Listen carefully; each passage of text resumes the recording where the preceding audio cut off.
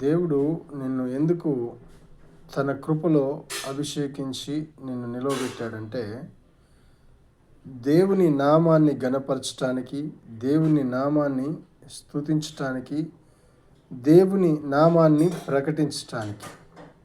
కానీ ఈ మధ్యకాలంలో కొంతమంది బోధకుల యొక్క పరిస్థితి ఎట్లా ఉందంటే, వారిని దేవుడు ఇతర మతాలను దూషించడానికి పిలిచాడనుకుంటున్నారు.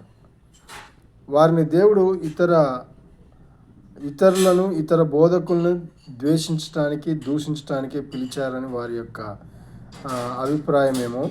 అందుకే వారు ఇతర మతాలను, ఇతర